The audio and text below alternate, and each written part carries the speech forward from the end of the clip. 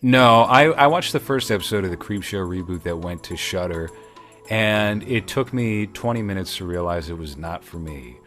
Mm. And I am not a fan of the new Creepshow. Oh, that reminds me. I was just thinking, it had a similar vibe to something else I've seen, which is Rob Zombie's The Munsters trailer. In terms of like, not that they're similar because they're not. There's certainly more quality to that Creepshow show, but it attracts the same kind of audience, which has a very poor eye for quality. Now, I am part of a couple of Facebook groups that I don't even. I think I joined them years ago, and they just pop up because I don't really use my Facebook profile. I use a Facebook page, which is how a lot of you people listening discovered the show. And I'm in like a Joe Bob group, and someone posted the Rob Zombie trailer for the Munsters that went out to Instagram. And there's been so much discussion in our group, facebook.com/LowRes gang, if you want to join in on that, about this trailer because it is confusing. It's one of the most baffling things I've ever seen a major studio release because you watch this thing, and this would be perfect timing to pull this up if you had your computer up and running. But it's all right because I've enjoyed not getting copyright notices from YouTube for every episode. So Yeah. this thing, if you haven't watched it yet, I would recommend you just hit pause on this real quick. Go pull that up on YouTube, listen to it, and then we're going to talk about it just for about 5 minutes, and then we'll get to the topic of tonight, which is going to be the Black Phone, the short story, and the movie. This is so the first thing that caught me off guard with this trailer is that there is no real flow to it that resembles a trailer to a movie. Did you notice that?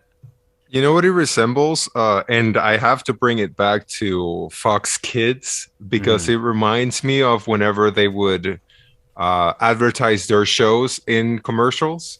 So it would be like a very quick, whatever the episode is about, and just tell a little bit of what happens in the episode and then the title of the thing, and that's it. Like a 30-second thing that doesn't really go well together. That's and maybe because of the quality of it too, it reminds me a lot of those productions, but it just doesn't feel like a movie at all. Not at all. It doesn't tell you anything about the, and I mean, I hate trailers that tell you the whole movie, right? So if you don't want to spoil anything, I get it, but it just felt very disconnected. Like everything they showed didn't feel like he went with the next thing that they showed, and then it seems like he's trying to do too much with showing Herman in like different outfits that are iconic from the series. So you have him like a pirate. It's one of them that I'm remembering right now. And it's like, it doesn't, I don't know, it doesn't really tell you what he's doing with this movie. Is it the big, when they, I guess it's the story about how they met and how, I guess they made Eddie, but it just, yeah, it doesn't feel like a movie trailer, especially for something with that budget. If what's reported is true. Well, you said it was what, 30 million, 40 million 30 to dollars? 40, yeah. Okay. Which is rough. Two For things that something that caught looks me like off. Two things that caught me off guard with this trailer is number one, if you listen to it with headphones, but even if you don't listen to it with headphones, there are audio artifacts that feel like this was a fan film made for YouTube. Like it feels not professional in any regard. There's a narrator who's like, they do kind of a cheesy, but it's deliberately cheesy thing where it's like, from the man who brought you Halloween and 31 and House of a Thousand Those Corpses. regions. Right. But if you listen to the narrator talking, and I don't know if you caught this with the audiobook to The Black Phone, because that was not a professionally done recording for The Black Phone. It was I didn't realize that.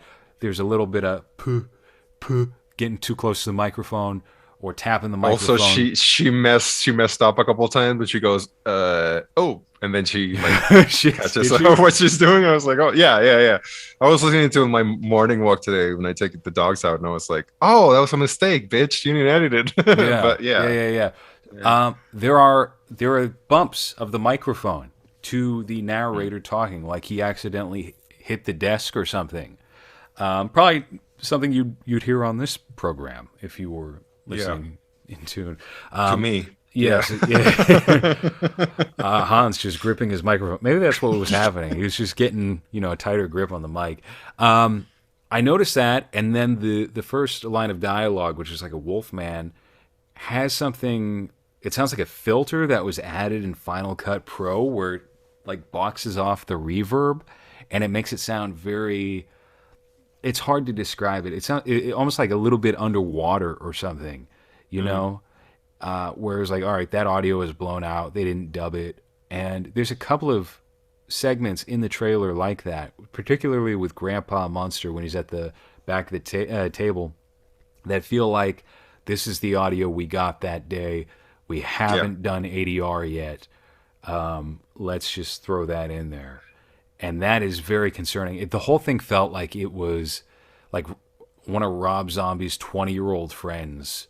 Like one of his friends' kids is looking for a job as a trailer editor. He's like, yeah, fuck it, just give him this. It's like when they released, was it Mission Impossible? I think it was. They released a trailer without the audio finished. The Mummy. It was The Mummy. Oh, The Mummy. Yeah, and it's just kind of like that. We're just like, wait, this is someone approved this, and you put it out, and this is how you're promoting your $40 million movie. It's very odd, and I guess that's why some people have not reacted negatively. Well, there's also people that just would swallow any type of content as long as it's like a recognizable IP. So I've seen a lot of that too. Where this started, because I saw in the Joe Bob group, there were a lot of people excited about this trailer who couldn't see that there was something wrong with it. Just not even, let's leave the quality, the performances of the story, or whatever aside. Just technically speaking, this is so underdeveloped that it feels like someone sent out the wrong version to Instagram and YouTube. Like this feels like a draft, not a final trailer that is supposed to be public. What I compared it to Mike Sylvia from our Facebook group, who's got some of the most polarizing opinions. I find myself aligning with many of his opinions, but that's also probably because we're both Red Bar people and have similar brains or pattern of thought in that regard. He made a big point of, what was wrong with this trailer, what was confusing, and just finding himself in a trance where he was rewatching it over and over. And what it reminded me of, sounds like a nightmare. Sounds like a Goosebumps episode or something where the people in the town are just hypnotized. Can't stop. You cite the Mummy trailer. That was a clear mistake that they tried to recall. What I was thinking of was there was a dragged across concrete trailer that leaked in late 2018 that felt like it was nothing but work print material. So the quality wasn't quite there. They hadn't color graded it. And it was specifically intended to sell to Eastern European markets.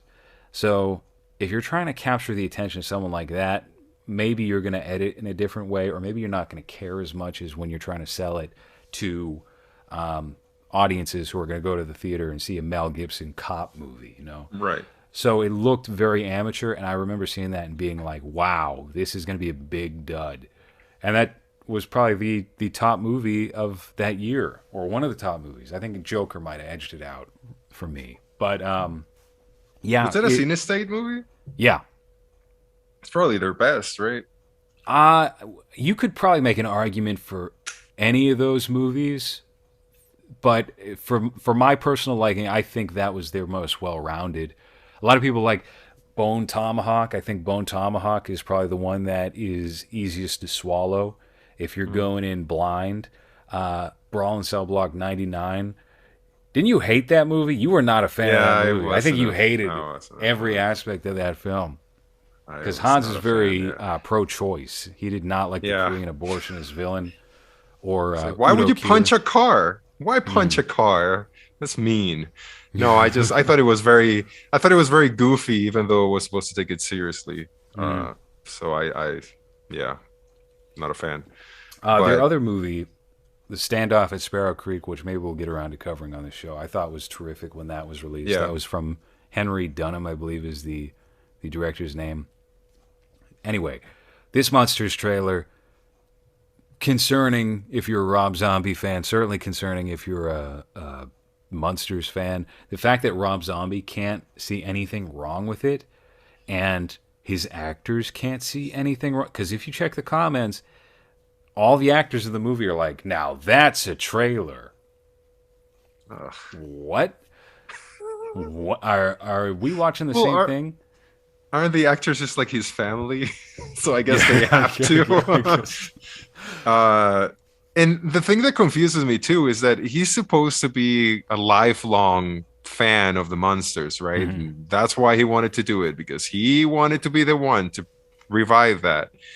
And then he casts his wife, because he always does, who seems just so odd playing that character. Like it just doesn't work, especially if you compare it to, what's her name, Yvonne DiCarlo, right, from those years.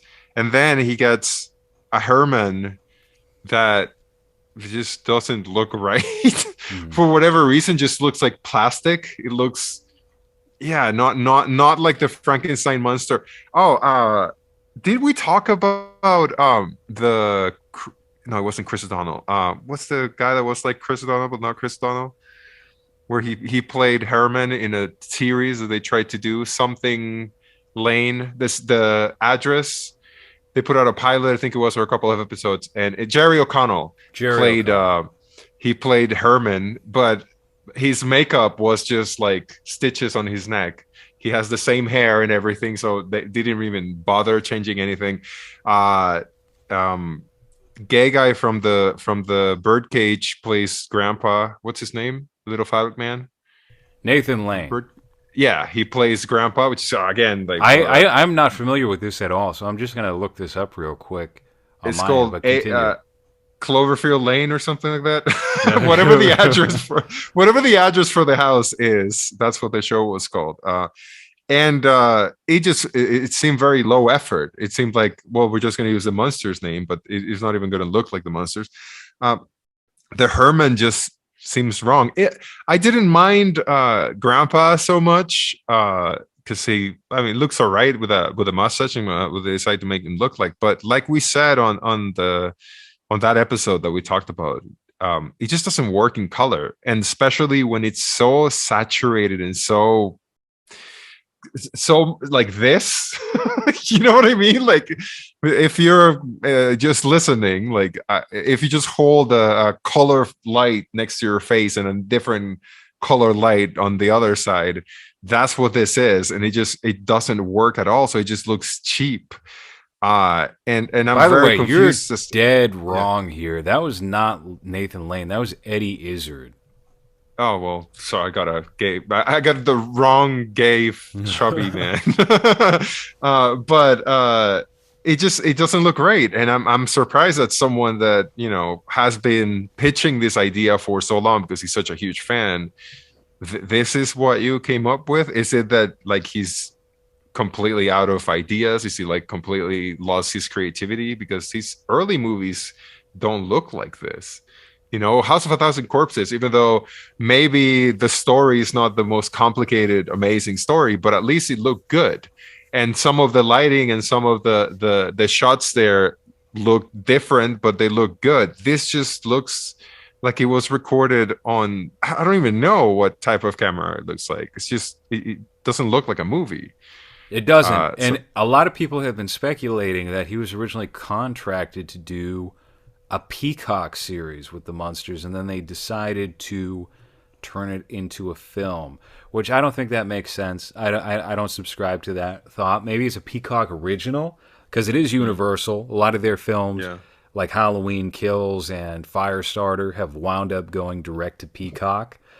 It could be something like that, but I'm skeptical. I think it's just a tremendous fuck up on their part. I think that's all it's going to come down to. And what is the reason why we have this trailer and why it's in the condition it's in? Because even if it was originally for a series, you could hire You can put the budget towards getting Trailer Park or whoever made Suicide Squad look amazing, Yeah. and get them on Munsters and sell that movie. People would buy up tickets if there was something good about it. Now these are the good parts they're trying to sell us on of this movie. So I can't imagine what that film is going to look like. We're gonna have to watch it too.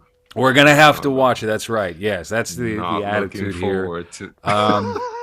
It's going to be miserable, but you know what? Yeah, and the thing that I don't understand too is that the reaction. I guess we have such a like consumer mentality in movies now where they just sell you the name. And I've seen this comment a lot where it's like, yeah, I'm gonna watch it and love it because I just want to watch Munsters content. And it's like, how can you be a fan of something and then just be satisfied with any little bone that they throw at you because it's painted the color that you recognize? Like, I don't understand that mentality at all. If you're a fan of something, you should expect quality, not just what Star Wars is doing, where it's just barely any quality, but it's like, hey, this is Star Wars, right? You love Darth Vader, isn't this cool? And Hans, don't you know how to turn your brain off and just enjoy it? Can't you just turn your brain off for 3 hours and pay $19.84 for a ticket and enjoy it? Can you turn your brain off for 12 1-hour episodes and just yeah, I can't. And that was an issue that I had with this movie that we're going to talk about too, where a lot of it is just like, well, don't think about it because it doesn't make any sense, and I can't. It's an issue. Sounds like the director content. turned his brain off, if you ask me. Am I right? Yeah.